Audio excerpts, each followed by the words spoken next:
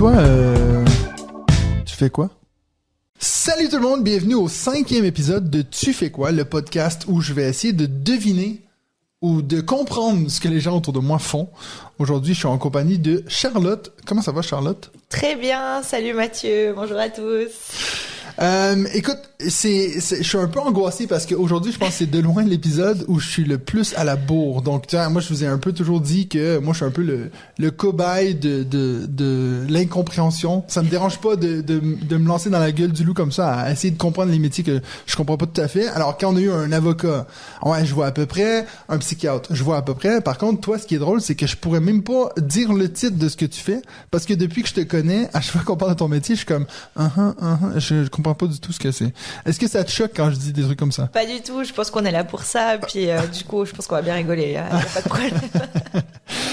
T'as eu l'occasion d'écouter un petit épisode là ou... Oui, j'ai eu l'occasion d'en écouter quelques-uns, ouais, c'était super. Moi, je trouvais méga intéressant, puis c'est une super bonne idée, donc... Donc, tu vois un peu comment ça va se passer. On va faire plusieurs segments. Au début, on va un peu jouer sur le fait que je vais essayer de deviner ce que tu fais.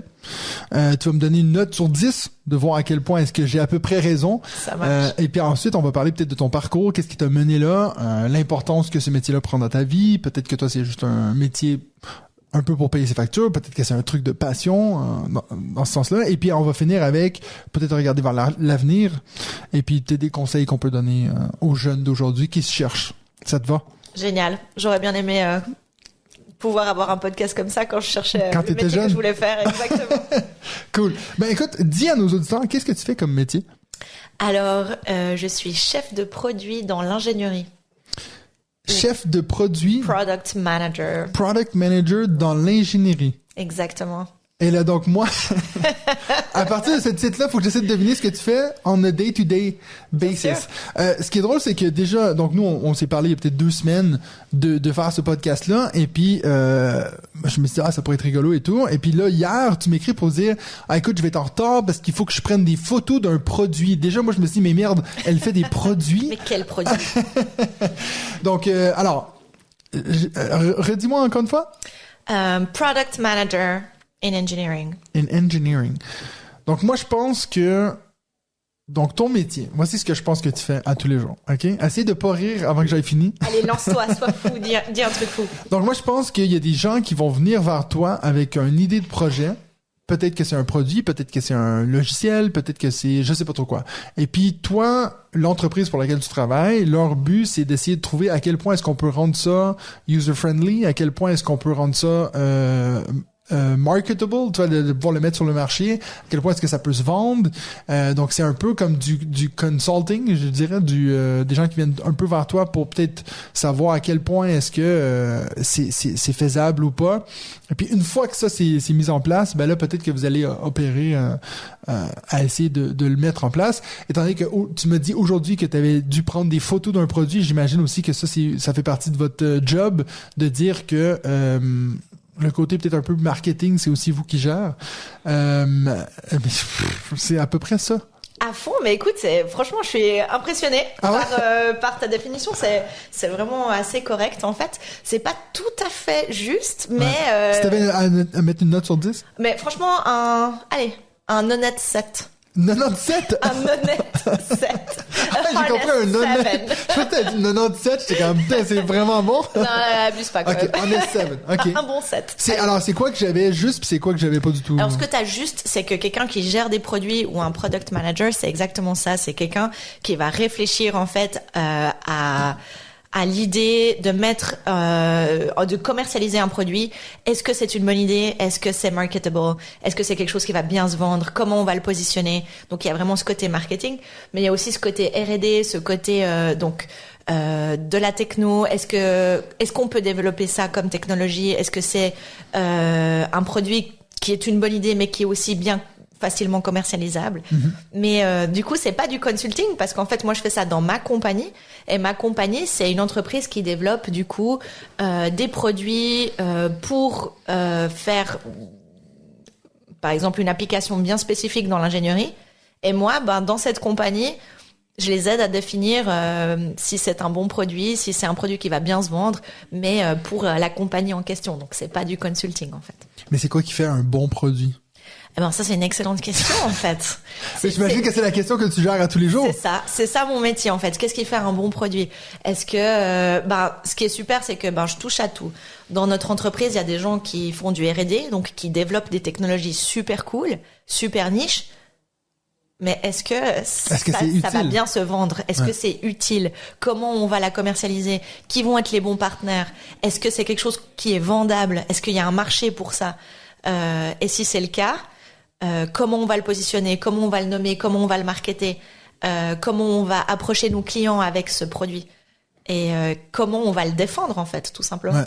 Et puis, est-ce que tu as un exemple d'un produit que toi, tu pensais, exemple, qui aurait pu marcher et puis qu'en fait, qui n'a pas marché? Ou l'inverse, tu as un truc que tu dis, mais ça marche pas du tout, alors que peut-être qu'il y a des concurrents qui l'auront eu fait? Ça, c'est une très bonne question. Je pense qu'en fait... il n'y a pas vraiment de mauvais produits. Ouais. C'est vraiment beaucoup... Non, mais pas nécessairement des mauvais produits, mais des produits qui vont pas trouver leur public, si tu veux. Oui, tout à fait, ouais. Souvent, typiquement, dans l'ingénierie, il y a des idées qui sont géniales. Il y a des choses super niches, des choses qui pourraient, vraiment révolutionner la médecine, des choses comme ça. Mmh. Mais commercialement, c'est pas très intéressant parce que peut-être il n'y a pas une clientèle pour ça. Peut-être, le fait de le développer, ça va le faire coûter tellement cher que peut-être il y aura pas non plus une clientèle de public bien spécifique, quoi. Exactement. Et sinon, ce qui arrive assez souvent, c'est que il y a des idées qui sont complètement nulles, mais il y a des gens qui adorent ça. Ouais. Et du coup, c'est un bon produit quand même. mais ça veut dire que c'est toi qui le vois. Exemple, tu dis, écoute, cette idée-là est nulle, mais je pense qu'il y a un marché pour. Alors, j'ai de la chance d'être dans un domaine où il n'y a pas vraiment d'idées nulles, parce que on est dans une technologie quand même de pointe, dans un domaine comme le cancer, par exemple. Donc là, toutes les idées sont plutôt bonnes. Tout ce qui peut aider est bien. Mais par exemple, c'est clair que il y a beaucoup de gestion de produits dans ce qui est logiciel, IT, même jeux vidéo par exemple, des choses comme ça. Mm-hmm. Et puis des jeux qui ont l'air complètement cons, mais que les gens vont adorer. Angry Birds. Voilà, typiquement. Voilà. Puis donc ça veut dire que toi, si on regarde les dernières semaines que tu as eues de travail, est-ce que t'es concentré sur un projet? Ou est-ce que tu as plusieurs projets en même temps, puis il faut que tu essaies de gérer ça tout à la fois? Je me rends pas compte un peu du délai entre quelqu'un qui vient te voir et puis que tu arrives à avoir comment dire, pas un bon consulting, parce que tu m'as dit que c'était pas ça, mais de pouvoir bien les guider. Ouais, là, typiquement, comme on avait commencé dans notre entreprise, c'était une idée, EPFL, c'était un projet EPFL, un projet de master, typiquement. Très bonne idée sur le papier, mais du coup qui méritait d'être plus creusé, plus développé pour vraiment créer une entreprise à partir de ça. Et pas toutes les bonnes idées te permettent de créer une entreprise. Donc comment j'avais commencé, c'était mes deux co-founders, si tu veux, de l'entreprise, qui ont développé une super idée pour développer des thérapies contre le cancer, par exemple. Ouais. On commençait à chercher des investisseurs pour voir est-ce qu'il y a un marché pour ça, est-ce que on peut développer une technologie qui permettrait de rapporter beaucoup d'argent, de sauver plein de gens. Et puis moi, j'ai commencé un peu par la force des choses. J'ai toujours beaucoup aimé le business et puis je me suis dit mais ça c'est méga intéressant. J'ai tout de suite grave cru dans le projet et je me suis dit mais là je voyais tellement de potentiel, tellement de choses à faire. Et du coup c'est comme ça que j'ai commencé puis que je me suis lancée, si tu veux, là-dedans. Et puis aujourd'hui, je m'occupe du lancement des nouveaux produits chez nous. Donc à chaque fois qu'on a un nouveau produit, qu'on a développé une nouvelle techno, c'est à moi en fait de creuser qu'est-ce qui se fait dans le marché, est-ce qu'il y a de la concurrence, est-ce qu'on va pouvoir se positionner par rapport à la concurrence dans ce marché, est-ce qu'il y a de la place pour nous, est-ce qu'il y a des clients pour ça, comment on va le positionner. Il y a plusieurs façons souvent de définir un produit. Est-ce qu'on va se positionner plutôt d'un côté plutôt business, d'un côté plutôt médical, d'un côté plutôt applicatif, selon les applications qui existent pour ce produit, tu vois.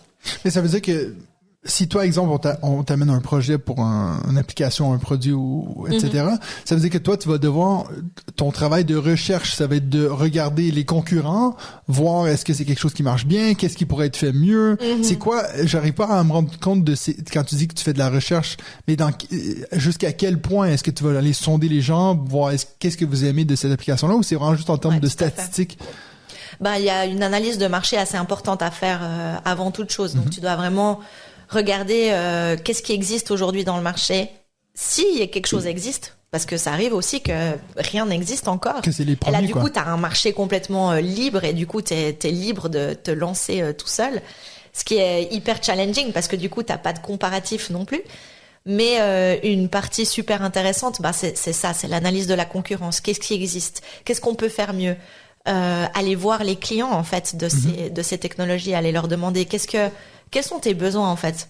Pourquoi aujourd'hui tes besoins sont pas remplis? Ouais. Ou si oui, ils sont remplis, mais qu'est-ce qui te manque? Est-ce qu'il te manque quelque chose en fait? Tu vois, c'est aussi possible que nous on développe une technologie très très cool puis qu'on nous dise non mais en fait moi j'ai tout ce qu'il faut avec ce qu'il y a sur le marché aujourd'hui. Ouais. Est-ce qu'il y a un marché pour ça? Est-ce qu'il y a une clientèle qui émerge nouvelle, qui cherche à développer Dans ce secteur-là. voilà des nouvelles thérapies contre le cancer qui ont besoin de technologies bien précises pour faire ça. Donc souvent c'est dans des domaines aussi qui sont très niches.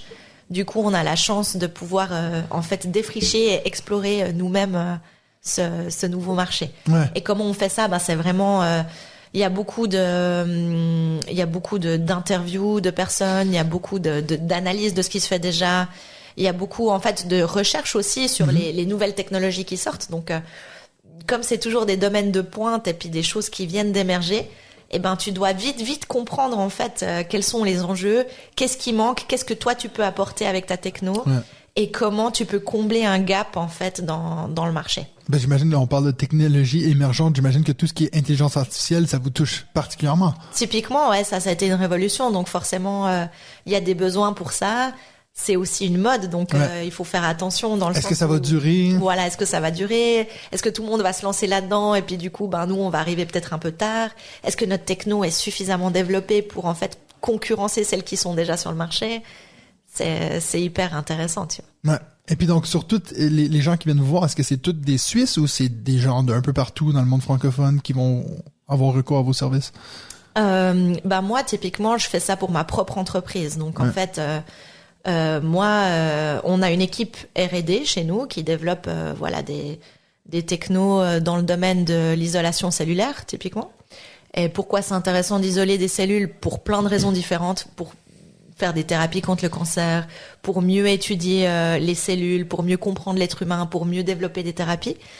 Et du coup, bah moi, j'ai une équipe R&D qui vient vers moi et qui me dit « Hey, aujourd'hui, nous, on a toujours fait de la dispense et de l'isolation cellulaire, mais on s'est dit que ça serait méga cool d'isoler, par exemple, des choses plus grosses, des bactéries, des planctons, des cellules de plantes, des organoïdes, par exemple.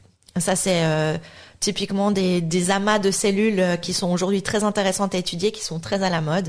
Et eux, ils viennent avec cette idée, ils me disent, est-ce que ça vaut la peine? Est-ce que nous, on peut faire ça au niveau technologique, on peut aller jusqu'à telle, limite?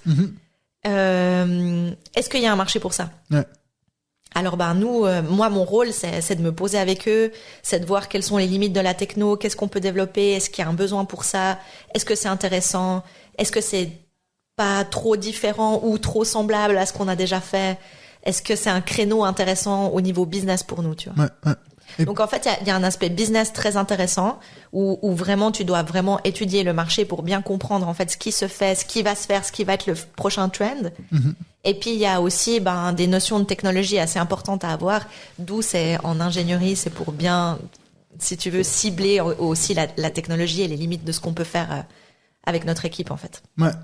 Le côté business versus technologique, peut-être on va y revenir quand on va parler de ton parcours, puis peut-être dans quoi t'as étudié et tout. Mais je sais que, bon, le pas dit dans l'intro, mais moi je te connais au travers de Nadia, qui est ma femme.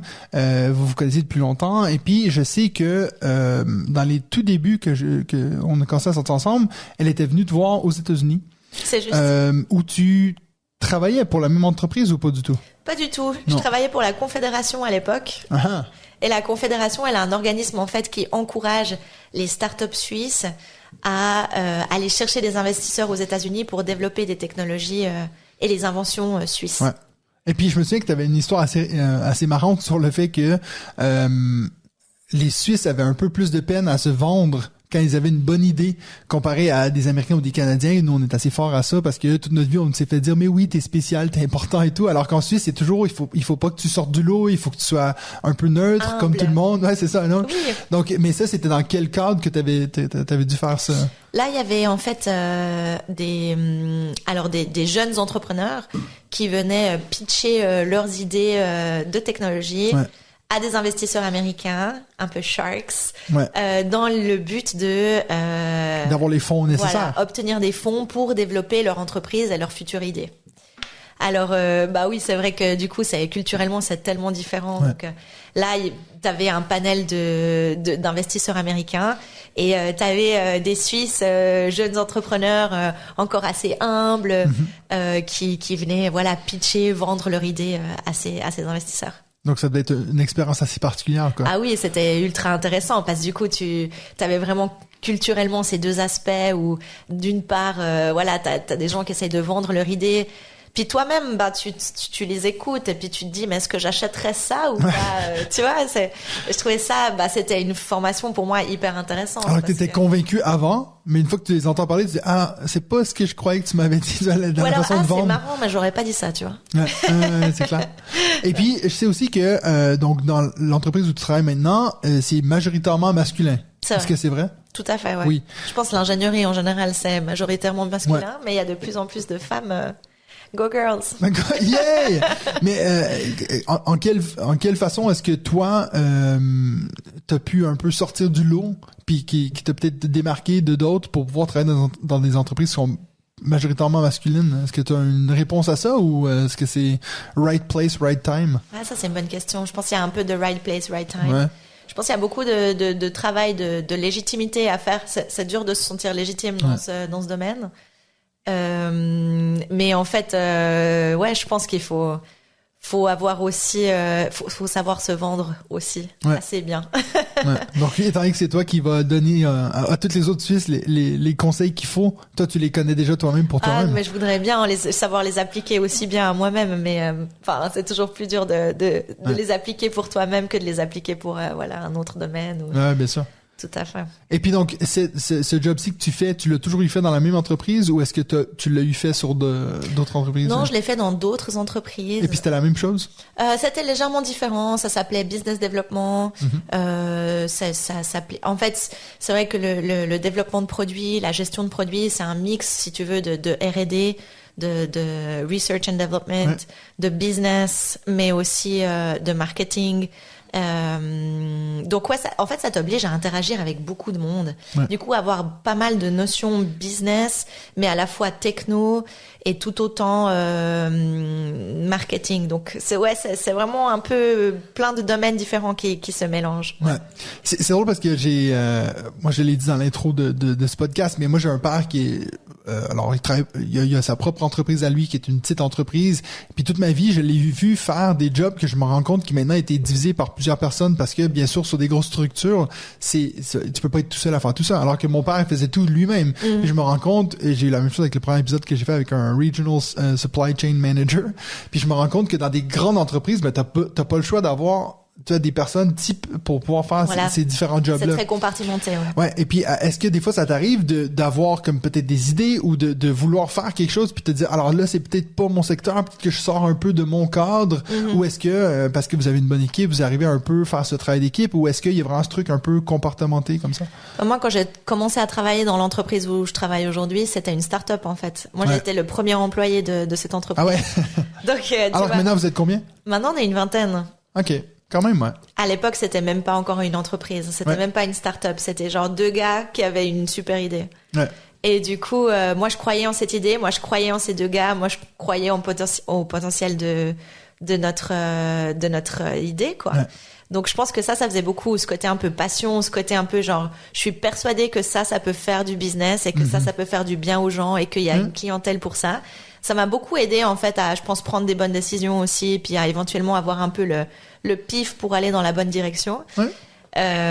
C'est un métier que j'ai aussi appris un peu sur le tas, tu vois, parce que moi, mon métier, c'est l'ingénierie, mais plutôt de la recherche et développement. Ouais. Et la gestion de produits, ça s'apprend aussi un petit peu avec les années, avec le feeling. Et puis pour ça, je pense qu'il y a un gros travail derrière. Je pense de compréhension du marché, de comprendre les gens. Il y a beaucoup de feeling humain en fait. Tu dois pour bien vendre un produit, tu dois aussi bien comprendre qu'est-ce que les gens veulent. Et qu'est-ce que les gens veulent? Pourquoi ils achètent plutôt ça que ça? Et en fait, ça, c'est quelque chose qui me fascine dans la vie de tous les jours, que ça soit, tu vois, dans l'ingénierie ou dans n'importe quel autre domaine. Même les vidéos qui deviennent virales ou tu vois, les trucs. Mais qu'est-ce qui fait que les gens accrochent? Qu'est-ce qui fait que ça fait une différence? C'est clair. C'est vrai que c'est une question assez intéressante, surtout quand tu essaies de faire du YouTube ou des trucs comme ça. Moi, c'est des questions que je me suis aussi beaucoup posées. Je sais que dans l'enseignement, je pense qu'on a un truc très différent de ce que toi tu fais. C'est-à-dire que la majorité de mes collègues, je pourrais te dire que je pense qu'eux, ils se voient travailler dans cette école-là jusqu'à leur retraite. Là, toi, tu me parles d'une entreprise que déjà, quand toi, t'es arrivé, c'était une petite structure, et puis là, en plus, ça a un peu grandi avec toi. Est-ce que toi, quand tu te projettes, tu te vois vraiment travailler là longtemps, ou est-ce que tu imagines que le truc, tout ce qui est un peu business, ça monte, ça descend assez vite? Est-ce que vous vous projetez sur court terme, ou est-ce que toi, t'arrives un peu à te projeter en long terme? C'est vrai que même par rapport à ta question précédente, le fait qu'on ait une petite structure, ça me permet d'avoir beaucoup de liberté en fait, de prendre beaucoup de décisions, d'essayer beaucoup de choses, d'essayer beaucoup de nouvelles méthodes. Par exemple, mais moi je pense que ça peut être intéressant de l'essayer de cette façon-là. Dans un Nestlé, dans une grosse entreprise, je pourrais jamais parce qu'il y a un protocole, tu vois. Et la force de ces petites entreprises, c'est aussi ça, c'est d'avoir des gens qui sont créatifs, qui ont des idées, qui proposent des choses, qui sortent un peu des sentiers battus. C'est ça aussi qui fait des fois la différence. Et puis c'est comme ça que j'ai appris mon métier aussi, en essayant des choses, en ratant beaucoup de trucs, en réussissant plein d'autres choses. Et puis c'est ce côté dynamique qui m'a toujours beaucoup plu. Donc aujourd'hui, on est une entreprise beaucoup plus importante comparée à quand j'ai commencé. J'ai toujours autant de liberté, ce qui est vraiment génial. Et puis je pense que ce qui est vraiment mon kiff, c'est cette liberté-là, c'est d'essayer des choses, pouvoir tester des méthodes, voir que ça marche bien, tester quelque chose d'autre, voir que ça marche moins bien. Et puis du coup, forcément, c'est un métier qui est très dynamique, qui dépend beaucoup de l'équipe avec qui tu travailles, de l'ambiance, de la structure dans laquelle tu travailles. Du coup, j'avoue que je me vois pas faire ça toute ma vie parce que moi, mon métier, il change toutes les années, en fait. Et ce que je faisais l'année passée, c'est pas ce que je fais aujourd'hui. C'est pas ce que tu fais maintenant, ouais, c'est clair. Et ce que je faisais hier, c'est pas du tout ce que je veux faire demain. Et en fait, chaque jour est tellement différent. Tu vois, là, cette année, par exemple, le focus, il est vraiment sur le lancement d'un tout nouveau produit dans un tout nouveau domaine d'application, qui est même nouveau pour les thérapies contre le cancer. Donc, même les gens qui ont travaillé 10 ans là-dedans, c'est nouveau pour eux aussi. Donc en fait, tu vois, la technologie, ça avance tellement vite. Il y a tous les jours des nouvelles inventions, tous les jours des nouvelles découvertes. Du coup, tous les jours, ton métier, il évolue dans un sens différent. Puis donc là, tu nous as parlé d'un côté qui est plutôt positif, ce côté dynamique qui change et tout. Si quelqu'un viendrait te voir, un jeune, dirait, écoute, moi j'aurais envie de faire ce job-là, c'est quoi que tu dirais qui est peut-être le truc négatif qu'il faut quand même prendre en compte pour ce genre de job-là? Ouais, je pense qu'il faut pas avoir peur du changement. Faut pas avoir peur de... C'est pas routinier, quoi. C'est ça. C'est pas du tout routinier. C'est ça. Il faut pas avoir peur d'évoluer, d'apprendre des nouvelles choses, surtout. Parce que du coup, c'est pas un domaine qui est figé. Ça change tous les jours. Et chaque jour, il y a une nouvelle découverte qui se fait. Du coup, tu dois continuer d'apprendre, continuer de t'informer, de lire, de découvrir. Et puis, du coup, ce côté curiosité et découverte et continuous learning, il est super important. À quel point est-ce que c'est important l'anglais dans ton job? Je t'entends beaucoup parler en anglais pendant ce podcast. J'avoue, je parle que l'anglais au travail. Du coup, pour moi... Mais même avec tes clients? Oui, avec tout le monde, même mes collègues, en fait. OK.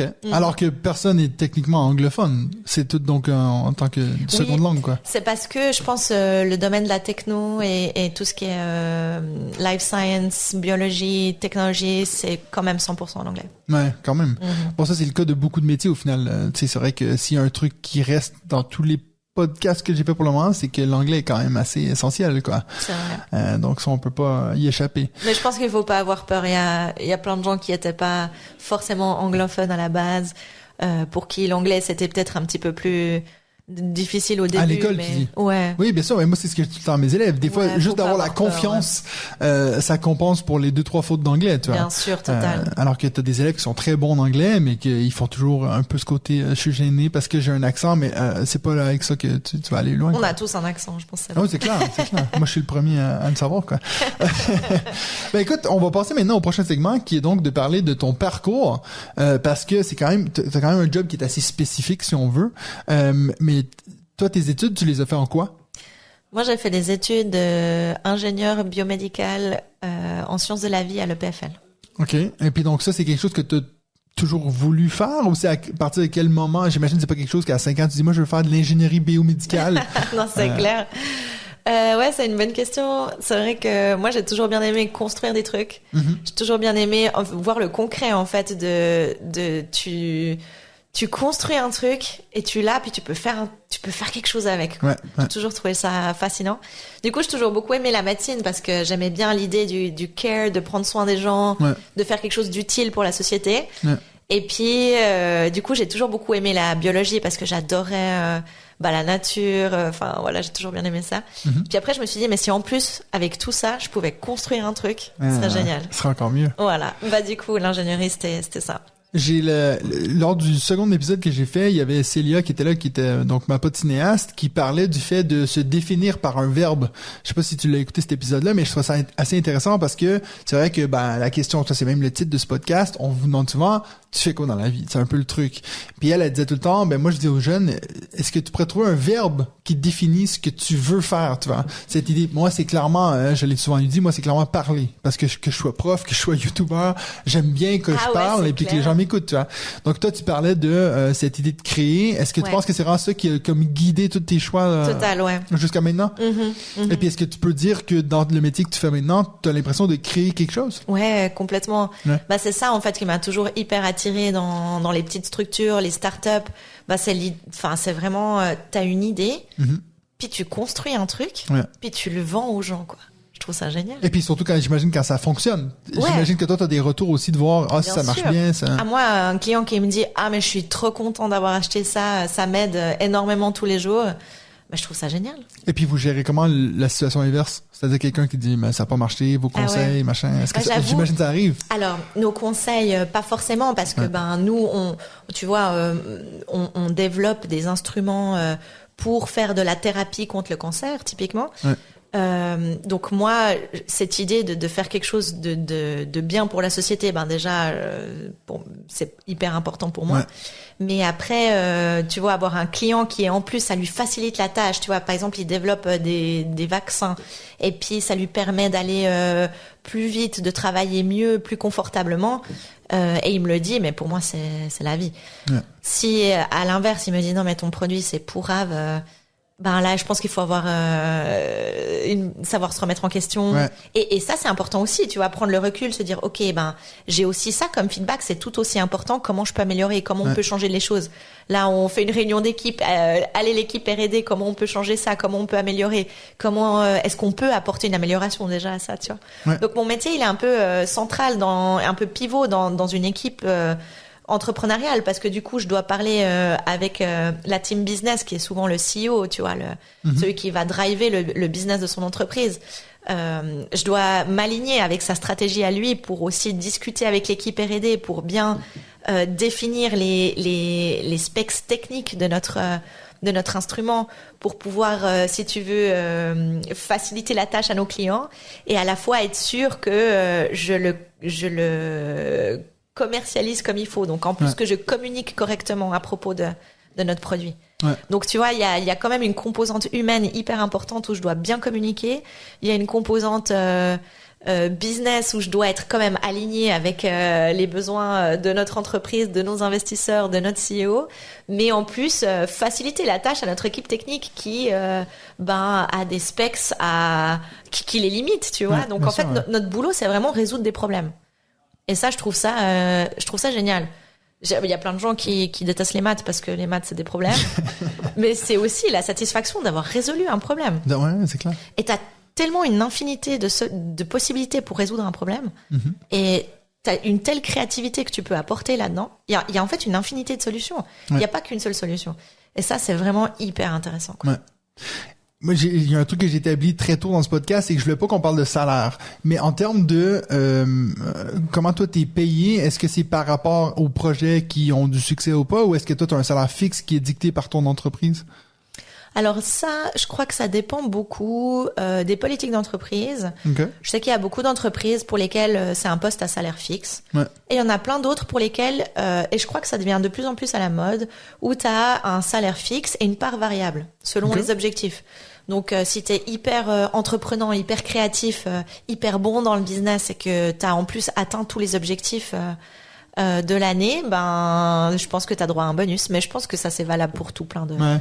de postes différents, quoi. Mm-hmm. Mais après, je veux dire, techniquement, aujourd'hui, t'étais en vacances, non? C'est juste. Alors que, toi, t'arrives en retard pour l'enregistrement parce que tu devais aller travailler. Ouais. Donc, est-ce que ça, c'est des heures qui sont rémunérées ou est-ce que ça fait partie de un peu tout le package que toi, t'as en tant qu'employeur? Alors c'est vrai que Employé. du coup, travailler dans une petite structure, ça te demande une grande flexibilité. Le fait que je travaille avec beaucoup d'équipes à la fois, donc une équipe technique qui a des contraintes techniques, tu vois, de commandes, de pièces, de pliage de tôle, Ouais, des bien choses sûr. comme ça. Ça me demande de travailler avec une équipe marketing qui a des contraintes de studio, d'agenda. Donc moi, je suis un peu en fait au centre de tout ça et je dois faire en sorte que tous les agendas s'imbriquent pour que à la date clé, on puisse mettre notre produit sur le marché. Ouais. Du coup, bah, ça me demande une certaine flexibilité dans le sens où, par exemple, bah, aujourd'hui, j'étais en vacances. Maintenant, on va mettre notre produit sur le marché avec fin mai. Et pour sortir tout le matériel marketing, donc les photos, les vidéos du nouveau produit, tu vois comment le positionner auprès de notre clientèle et tout, je devais être présente aujourd'hui dans les studios pour être sûr que on photographiait les choses sous le bon angle, les bons éléments, qu'on mettait en avant les bonnes features de notre instrument. Ouais. Et même si j'étais en vacances, aujourd'hui j'ai dû prendre quand même un petit jour pour un petit peu de temps pour ça, quoi. Voilà, parce que on avait le studio seulement disponible aujourd'hui. Et surtout parce qu'on a reçu les pièces seulement ce matin. Voilà. Puis t'arrives à m'expliquer, quelqu'un qui connaît pas du tout ça, quand tu parles d'un instrument, c'est quoi concrètement donc que t'as pris des photos de? Ah oui, bien sûr. En fait, quand on a commencé dans cette entreprise, on a en fait il y avait un challenge en fait dans le développement de thérapie contre le cancer qui sont en fait le challenge c'est d'isoler des cellules. C'est extrêmement difficile, les cellules sont toutes petites. En isoler une par une, c'est extrêmement difficile. Il y a plein de technos qui existaient à l'époque qui étaient pas forcément adaptés à ce qui se fait aujourd'hui dans les thérapies de développement contre le cancer. Du coup, nous, on est venu en fait avec un compromis, en fait, une solution qui reprenait, si tu veux, le meilleur de ce qui existait. Ouais. Alors du coup, c'est comme ça qu'on a commencé. Alors du coup, on a développé un robot qui permet de isoler ces cellules-là. Exactement. Donc ça veut dire que les photos, ça a été juste de l'instrument, donc ça veut dire que c'est des photos qui vont intéresser les investisseurs. Nos potentiels clients, en fait. Ouais. Les clients eux-mêmes. Tout à fait. OK, donc ça veut dire que vous attaquez, si on veut, entre guillemets, directement les clients, quoi. Oui, tout à fait. Okay. En fait, nous, on est venu avec cette idée, on a vu qu'il y avait un potentiel hyper intéressant, une clientèle disponible pour ça. Et maintenant, il faut aller convaincre cette clientèle, en fait. Ouais. OK. Bon, allez, écoute, j'étais trop intéressé par ça, mais on parlait quand même de qu'est-ce qui t'a mené à ce job-là. Est-ce que toi, t'avais une influence externe qui t'a un peu dirigé vers ça? Est-ce que t'as des gens dans ton entourage qui faisaient ce genre de métier-là, qui t'a un peu intéressé quand t'étais jeune, des trucs comme ça? Ou est-ce que c'est vraiment venu par toi-même? Ouais, alors, je pense que c'est venu par moi-même. Depuis que j'étais enfant, j'ai toujours beaucoup aimé... déjà, ça m'a toujours hyper fasciné l'interaction humaine entre les humains. Tu vois, qu'est-ce qui fait que tu aimes bien cette personne, mais que tu n'aimes pas beaucoup celle-ci? Qu'est-ce qui fait que celle-ci est très douée dans tel domaine, mais pas forcément celui-là? Ou pourquoi t'es amie avec quelqu'un? Enfin, j'ai toujours trouvé ça hyper intéressant. Et à la fois, j'ai toujours eu, je pense, une petite fibre business. Ouais. Quand j'étais à l'école, moi, je m'emmerdais à l'école. Du coup, qu'est-ce que je faisais? Je faisais un journal et moi, je voulais le vendre à la récréation. Mais c'était Okay. pas l'aspect argent, c'était pas l'aspect, c'était vraiment voir que je créais un truc cool et que les gens ils kiffaient, puis que du coup je le vendais, tu vois. Et puis moi cet argent je le voulais pas pour moi, je le réutilisais pour faire d'autres trucs en fait. Et puis c'était ça qui me fascinait, c'était la liberté en fait de pouvoir inventer, créer des choses et puis faire plaisir aux gens, tu vois. C'est drôle parce que je pense que, donc là, on est au 5e épisode, puis c'est clairement l'épisode où je rejoins le plus l'invité parce que tout ce que tu racontes, c'est tous des trucs qui m'ont toujours intéressé, moi. Ce côté créé, ce côté partagé, ce côté humain, ce que j'aurais jamais deviné que tu avais dans ton métier quand j'entendais parler. Donc, ça, c'est un peu les plaisirs de faire ce podcast. En fait, j'en apprends vraiment énormément sur les gens autour de moi. Ah, bah, tu vois, c'est super. Bah, c'est ça que je trouve intéressant parce que tu vois, l'ingénierie, c'est tellement carré, c'est plein de... Mais c'est un terme, j'ai l'impression que c'est un terme fourre-tout, en fait. Le nombre de gens que j'ai l'impression qu'ils sont ingénieurs alors qu'ils font tous des jobs complètement différents. C'est vrai, un ingénieur, il peut faire plein de choses différentes, vraiment. Ouais. Et donc, toi, t'avais aucun parent qui a fait ce job-là? Non, du tout. Et puis eux, il y avait une opinion là-dessus quand t'as dit que tu allais faire ça ou... Non, du tout. Mes parents, c'était toujours des gens super ouverts d'esprit, qui m'ont toujours beaucoup encouragée, qui m'ont toujours dit que je pouvais faire n'importe quoi, que je pouvais me permettre ce que je voulais. Donc, ça, c'est vrai que c'était vraiment une chance parce que ça te donne beaucoup de liberté. Ouais. Et je pense que ça, c'est ce que j'ai toujours recherché, en fait, la liberté de pouvoir faire ce que je voulais dans la vie. Puis justement, parce que l'ingénierie, ça permet de faire tellement de choses différentes. C'est ce qui m'a toujours fasciné, tu vois. Et puis en 2-3 journaux que tu vendais à la récré, est-ce que t'étais quelqu'un qu'on pourrait considérer comme traditionnellement bon élève ou est-ce que pour toi à l'école c'était difficile de suivre? J'imagine que tu as fait le PFL, c'était quand même assez bon élève, mais c'était quoi peut-être tes forces à l'école en termes de, je dis pas en termes de matière, mais plutôt en termes de, est-ce que c'était étudier, t'étais assez forte là-dessus ou est-ce que c'était juste écouter ce que le prof essayait de faire comprendre? C'était quoi un peu tes forces là-dessus? Ouais, ça c'est une super question de prof, ça. Ouais, tu vois que c'est... Alors moi j'adorais l'école. Vous pouvez vous moquer de moi, mais non, mais j'adorais l'école parce qu'il y avait les copains en fait. Ouais, bien sûr. Donc j'adorais pas l'école pour les devoirs ou les matières. Moi je m'en foutais. Moi j'étais là pour la récré. Mais en même temps c'est vrai que j'avais une certaine facilité. J'écoutais en classe. J'avais pas trop besoin de me prendre trop la tête avec les devoirs. J'avoue, je les faisais genre vite fait. Hein, j'étais pas trop. Mais je pense qu'un truc important, c'est que tout ce qui était maths, physique, c'était pas mon truc, en fait. Ah non? Moi, j'adorais les langues, j'adorais l'histoire, j'adorais la géo. Alors que tu fais surtout un job qui est plus axé sur les maths, la science. Exactement, mais 100%, hein. Par contre, j'ai pris ça comme un challenge, tu vois. Je me suis dit, mais moi, je pense que des maths, des langues, et puis de la géo et de l'histoire, en vrai, je pourrais en faire tout le temps, et je pourrais le faire pendant mon temps libre si vraiment j'adore ça. Et je me voyais pas aller dans un métier qui évoluait pas, qui changeait pas. Moi, je voulais du challenge, je voulais un truc qui bouge, quoi. Qui bouge, qui me permette d'apprendre des nouvelles choses, en fait. Puis du coup, je me suis dit, mais pourquoi je prendrais pas un truc où, en fait, je suis pas hyper forte, et puis peut-être je m'améliore, tu vois. Ouais. Puis du coup, l'ingénierie, c'était un bon challenge, parce que c'était un mix de ce que j'adorais, donc la biologie, les sciences humaines, les sciences en général. Ouais. Après, il y avait énormément de maths physique, je te cache pas. Mais du coup, j'ai pris ça comme un challenge. Je me suis dit, mais en fait, c'est pas mon truc, mais je vais apprendre. Ouais. Et puis, à partir de la première année d'université, t'as fait combien, si on compte, disons, après gymnase, donc pour nos amis québécois, c'est après, disons, à peu près 18 ans. Combien de temps d'études avant d'arriver à pouvoir dire, OK, je commence à travailler? Ouais, pas mal quand même, hein, j'avoue. En tout cas, 6. Parce que j'ai dû faire une prépa pour rentrer, puis après, j'ai encore fait mes 5 ans de master. C'est long, 6 ans quand même. C'est long, hein. Puis après, j'ai quand même fait pas mal de formations continues, tu vois, pour continuer à me former dans le business, dans la gestion de produits, dans le business développement.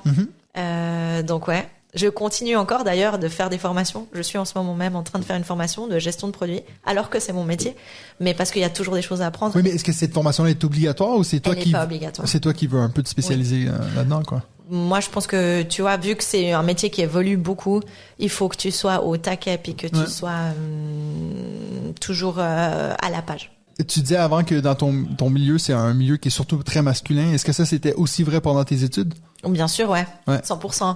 Et puis, est-ce que ça, c'était quelque chose qui te décourageait ou justement qui te motivait? Alors, du tout. C'était pas du tout une mauvaise chose. En fait, j'ai eu de la chance d'avoir des camarades hyper inclusifs, hyper sympas. Au contraire, j'ai eu la chance de me sentir choyée pendant mes études où j'ai pas eu l'impression d'être discriminée parce que j'étais une femme. Au contraire, il y avait quand même un certain respect de se dire courageuse toi parce que c'est clair. C'est pas évident. Maintenant, j'ai aussi beaucoup de chance de très bien m'entendre avec les hommes en général, d'avoir une très bonne relation avec eux. Donc, j'ai pas de soucis de ce côté-là parce qu'il me fascine en fait. Ah ouais. C'est vraiment. Tu fais une étude en fait. C'est un animal. Tu continues à faire ton journal que tu faisais à la petite école. Tout à fait. Tu vas le vendre pour plus cher par contre cette fois-ci, je pense. Ah ouais, non, mais celui-là, il est gros comme ça. Avec cette formation-là, est-ce que tu pourrais t'enligner vers autre chose si, par exemple, demain matin, tu as envie de changer de job ou est-ce que tu es vraiment fixé sur le job que tu as? C'est vrai que quand j'ai commencé, quand je suis sortie des études, je savais pas vraiment ce que je voulais faire en fait. Et puis même quand je suis allée aux études, je savais pas vraiment ce que je voulais faire après ça. Ouais. Du coup, j'ai toujours fait des choix qui me permettaient de garder un panel de choix assez vaste. Et encore maintenant, je suis pas sûre que je veux faire de la gestion de produits toute ma vie. Ouais. Peut-être que je ferai quelque chose de totalement différent plus tard. Comme quoi? Et j'ai l'option. Comme quoi, je sais pas encore. On verra. Non? T'as pas encore, y a pas des trucs que t'as des amis qui font que tu dis, ah, mais ça, j'aimerais bien, ça. Mais ça m'arrive hyper souvent. Mais je peux pas tout faire. Non. OK. Cool. Ouais. Ben là, on va passer au dernier segment. Donc, on va passer un peu à l'avenir. Donc, tu viens de dire que tu ne verrais pas nécessairement... Ben, tu ne vois pas rester dans cette entreprise-là toute ta vie, mais tu n'as quand même pas d'idée sur ce que tu ferais à l'avenir. Est-ce que, quand toi, tu étais jeune, c'était méga important pour toi de te projeter vraiment à long terme ou toi, tu étais quelqu'un qui disait, écoute, moi, je veux faire ça maintenant et puis je vais attaquer le prochain chapitre quand il arrive, quoi? Oui, c'est vrai que je fonctionnais plutôt comme ça. J'ai toujours eu des rêves un peu trop gros. Ouais. Bon, moi, je te connais, je sais que t'es très sportive, donc je pense que c'est un peu la même chose que tu vois la montagne, tu dis, écoute, on verra une fois qu'on arrive en haut. Ça me semble une montagne pas mal grande, mais si je commençais par la petite, là, puis après, on verra si on peut faire la grande. Ouais. Mais ouais, c'est ça, je pense, une étape après l'autre, et puis une envie après l'autre. Je pense, se challenger, c'est quelque chose que j'ai toujours beaucoup aimé. Maintenant, il faut que ça soit pas...